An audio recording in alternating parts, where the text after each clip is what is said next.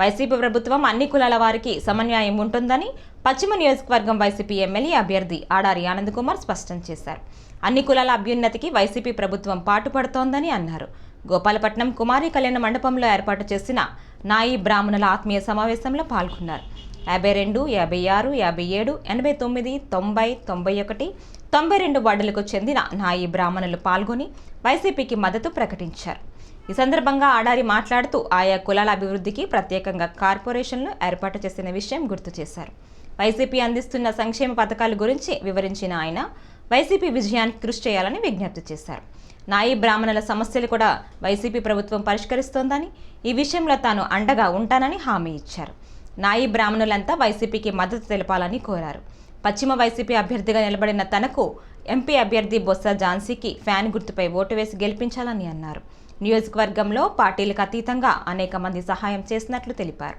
ఈ కార్యక్రమంలో పశ్చిమ నియోజకవర్గం సహా పరిశీలకులు పేడాడ రమణి కుమారి, జీవీఎంసీ కోఆప్షన్ సభ్యులు బెహరా భాస్కర్రావు, ఆర్యవైశ్య కార్పొరేషన్ డైరెక్టర్లు గుడిశెట్టి శ్రీనివాసరావు, 92వ వార్డు అధ్యక్షులు గుర్లాపల్ స్వామినాయుడు, 89వ వార్డు అధ్యక్షులు ఐతంశెట్టి గోపి, నాయి బ్రాహ్మణుల అసోసియేషన్ రాష్ట్ర అధ్యక్షుడు పెంటారావు, ఉపాధ్యక్షుడు అప్పలరాజు, విశాఖ నాయి బ్రాహ్మణుల అసోసియేషన్ అధ్యక్షుడు సుబ్బారావు తదితరులు పాల్గొన్నారు.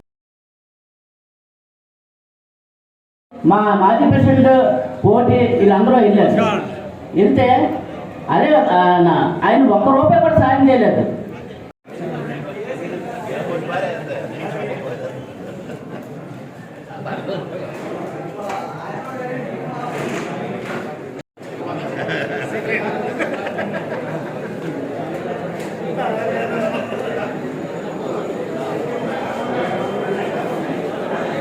నాలుగు సంవత్సరాలు 10 నెలలు ఎవరు కనిపించలేదు.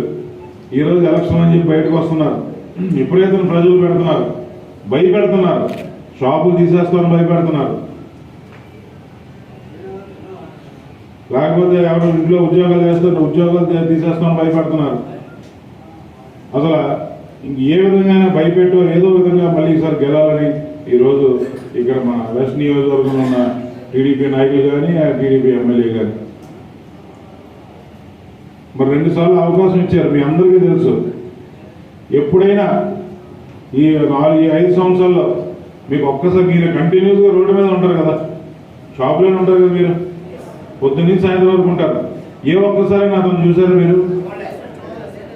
పోలే అతను మీ దగ్గరకు వచ్చారు, మాకు ఏం చేశారు? అట్లీస్ట్ ఆ వీధిలో వెళ్ళడం చూసారా? రెడ్డి గారు జీవులన్నీ ముందు పక్కన పెట్టింది. చాలా ఉన్నతమైన స్థానం. ఏంటంటే ఎప్పుడు కూడా గుళ్ళో గుమ్మం వరకే మనం పరిమితమైన ఈరోజు ఆ గుడి ట్రస్ట్ బోర్డు డైరెక్టర్లుగా మీరు మనం కూర్చుంటున్నాము అని అంటే ఆ ఘనత నిజంగా ఎవరిది?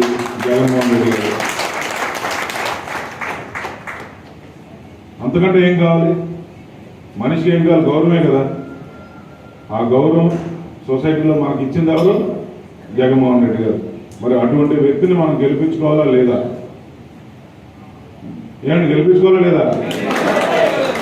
ఈరోజు